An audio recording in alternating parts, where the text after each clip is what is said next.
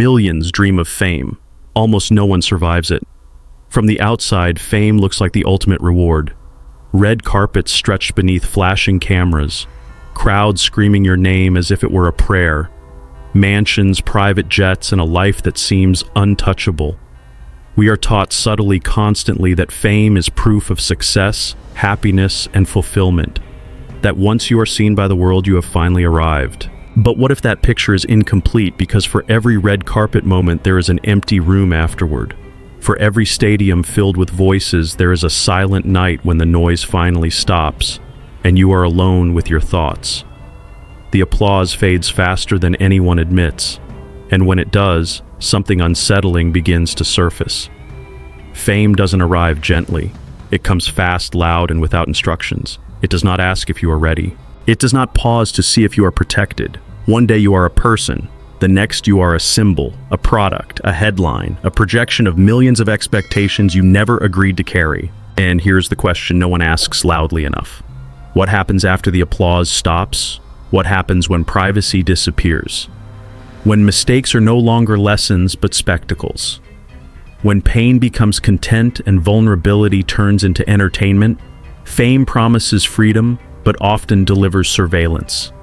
It offers admiration, but demands access to your mind, your body, and your breaking points.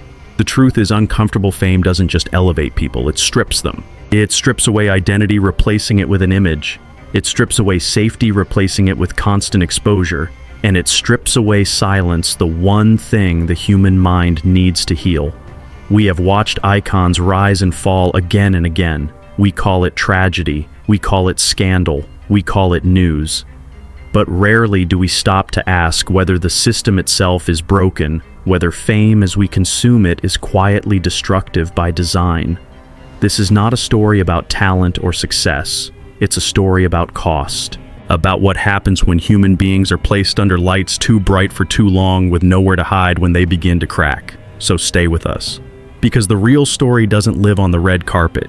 It begins in the shadows where the spotlight ends. Michael Jackson, when childhood is taken by fame. Michael Jackson did not step into fame as an adult chasing a dream. He was carried into it before he had the chance to decide who he was or who he wanted to be. Long before the world crowned him the king of pop, he was already a child performing under lights that were too bright, too loud, and far too permanent. For most people, childhood is where identity begins to form. It's messy, it's private, it's allowed to be forgotten. Michael never had that luxury.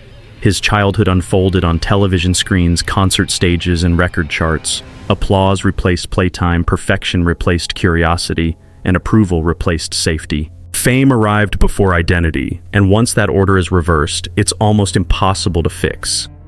As the years passed, Michael built Neverland, a place the world mocked and misunderstood. But Neverland was never about excess. It was about absence. It was a fragile attempt to recreate the childhood that fame had already taken from him.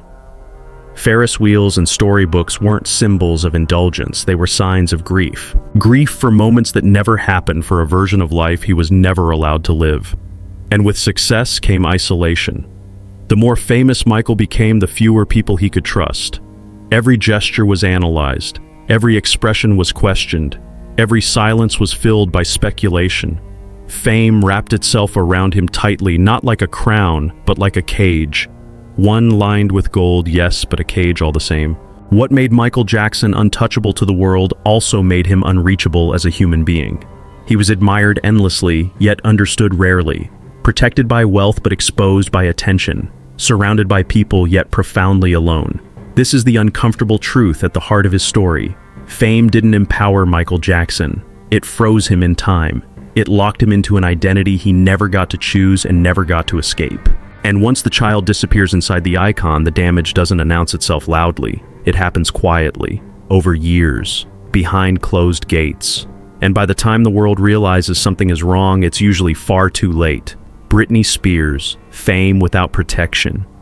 Britney Spears didn't rise to fame slowly. She exploded into it. One moment she was a teenager with a bright smile and a powerful voice. The next, she was everywhere on television screens, magazine covers, billboards, and radio waves across the world. She became a global icon before she was old enough to understand what that kind of attention actually costs. At first, the story looked like a fairy tale. Youth, beauty, success, endless applause. But fame came faster than protection. There were no guardrails, no pause button, no space to grow up in private. Britney was expected to perform adulthood sexuality and perfection in real time while still figuring out who she was. And then the tone changed. The media stopped treating her like a person and started treating her like a spectacle. Every mistake became a headline. Every emotion became content. Interviews turned invasive. Jokes turned cruel. Pain turned profitable. When Britney struggled, the cameras didn't step back, they zoomed in. Her vulnerability wasn't met with care. It was packaged as entertainment. The world watched her unravel, but rarely asked what pushed her there. Instead of why is this happening, the question became, what will she do next? Her mental health crisis played out in public frame by frame, click by click.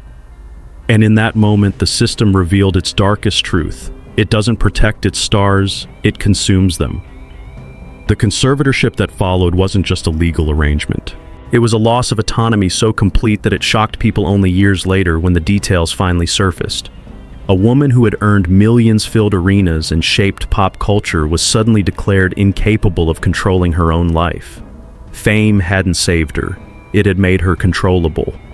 Britney's story forces an uncomfortable realization. When she broke, the world didn't rush to understand her. It waited to see what would happen next. Because collapse in the economy of fame is just another form of content. This isn't just the story of one pop star, it's a warning about what happens when success arrives before safety. When a human being becomes a brand too early and no one is willing to shut the cameras off when that brand starts to crack. And once that line is crossed, fame doesn't lift you up, it holds you down and watches. Whitney Houston, perfection under pressure. Whitney Houston didn't just sing well, she sang perfectly. From the very beginning, her voice carried something rare, power without force, emotion without effort. When Whitney opened her mouth, silence followed. Not because people were told to listen, but because they had to. She became the standard, the benchmark, the voice others were measured against. And that was the problem. When the world decides you are perfect, it stops allowing you to be human. Whitney wasn't just expected to perform, she was expected to never fail. Every note had to soar, every appearance had to shine. Every interview had to reassure the world that the miracle was still intact.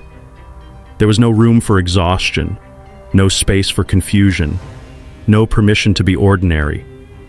Behind that flawless image, something very different was happening. While the public heard perfection, Whitney carried private pain. Relationships that drained rather than healed. Pressure that never turned off. A constant fear of disappointing an audience that no longer saw her as a person, but as a promise. And when the cracks began to show, fame didn't soften the fall, it amplified it.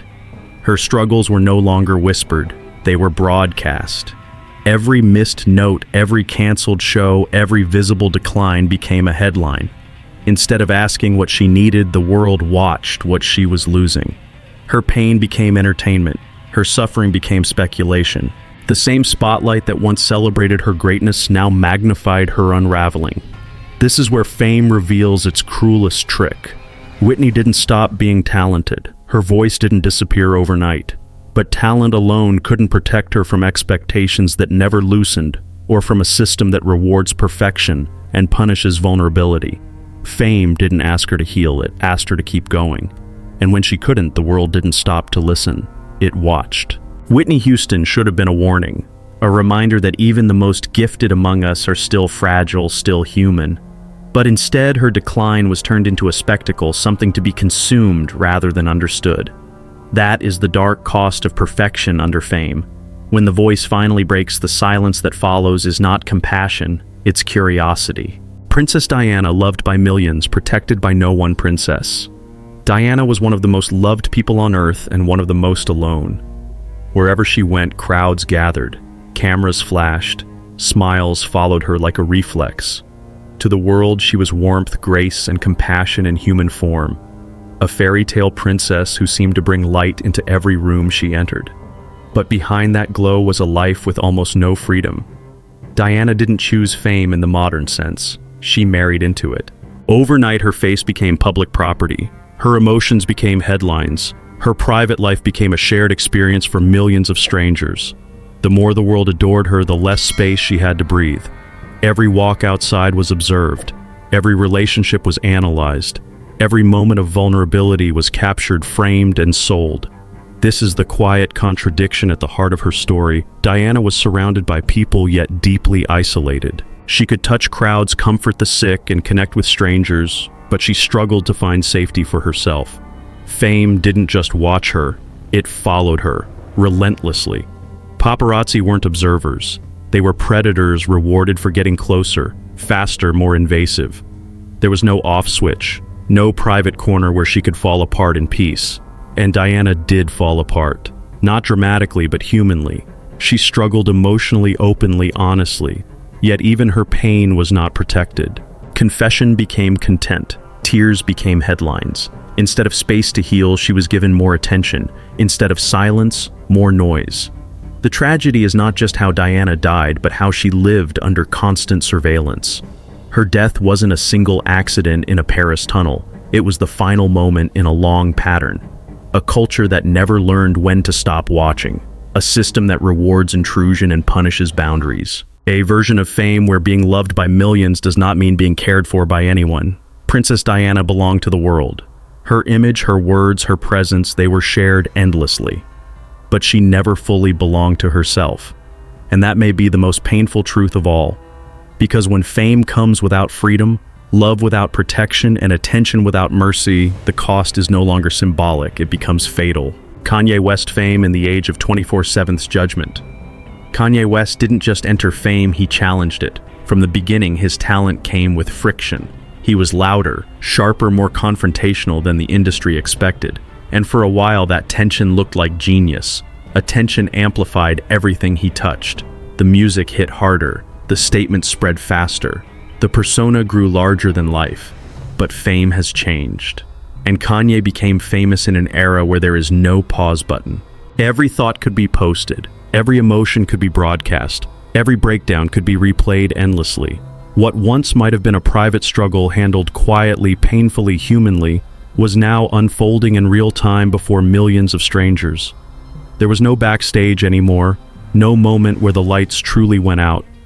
Kanye's mental health struggles didn't happen in isolation. They happened under a global microscope. Each erratic moment became a clip. Each outburst became a headline. Social media didn't ask whether he was okay, it asked whether he was trending. His pain was debated, mocked, defended, weaponized, and monetized, often all at once. And this is where modern fame becomes especially brutal. There was no space for recovery, only reaction, no silence to reflect, only noise demanding another statement, another apology, another performance. When Kanye showed vulnerability, it wasn't met with protection, it was met with judgment. When he pulled away, the world chased harder.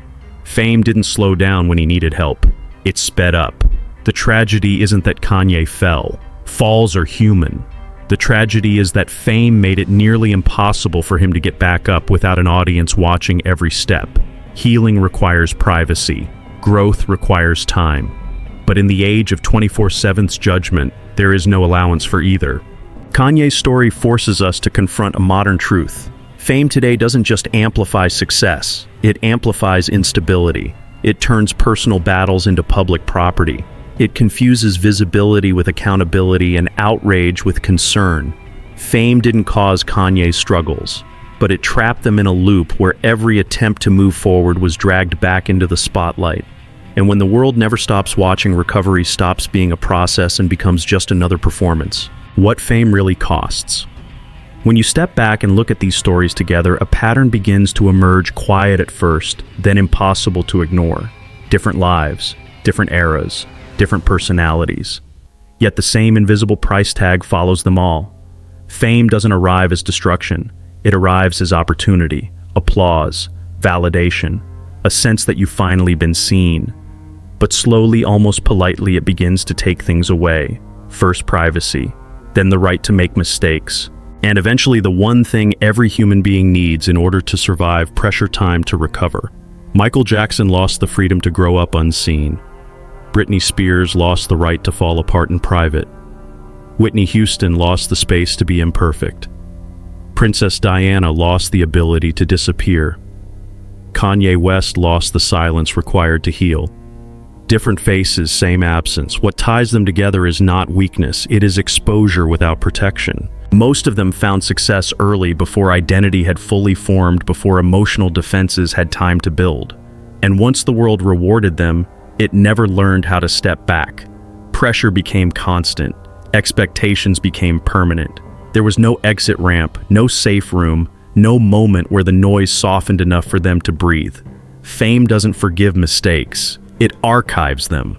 Fame doesn't allow recovery, it demands performance. And fame doesn't understand pain, only visibility. This is where we get it wrong. We think fame is dangerous because of attention, because of cameras, because of money.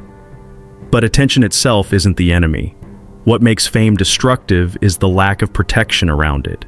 No emotional armor, no enforced boundaries, no system designed to say, this is too much for one person. We cheer the rise, we watch the fall, and somewhere in between we convince ourselves that this is just the cost of success. That if someone is rich, admired, or powerful, they must be able to handle it. But human limits don't disappear under spotlights, they become sharper. These stories aren't warnings about ambition, they are warnings about consumption. About what happens when we confuse access with love and visibility with care. Because fame doesn't usually destroy people loudly, it does it quietly, by removing the very things that help humans survive pressure in the first place. And once those are gone, even the brightest spotlight can't save you, it can only watch. By the time the lights dim and the noise fades, what's left behind isn't glamour, it's silence. And in that silence, one uncomfortable truth lingers. None of these stories were accidents. They weren't isolated collapses or personal failures. They were outcomes shaped slowly, predictably by a system that rewards visibility but rarely offers protection. We tell ourselves these stars were different, stronger, richer, more capable of handling pressure than the rest of us. It's an easy story to believe because it keeps us at a safe distance. If fame broke them, we assume it must be because they were flawed in some unique way. But what if that's not true? What if fame doesn't test character, it overwhelms it? What if the same spotlight that lifts people up also removes the very things that make resilience possible? Privacy, patience, forgiveness, and time. When mistakes become permanent records and pain becomes public property, survival stops being about strength and starts being about endurance. And maybe that's where we come in, because fame doesn't exist in a vacuum. It feeds on attention, on clicks, on headlines, on our curiosity when someone begins to unravel. We don't always mean harm. Sometimes we're just watching. Sometimes we're just scrolling. But the system doesn't distinguish between cruelty and curiosity. It only counts engagement. So maybe the question isn't why so many stars break, but why we keep watching when they do.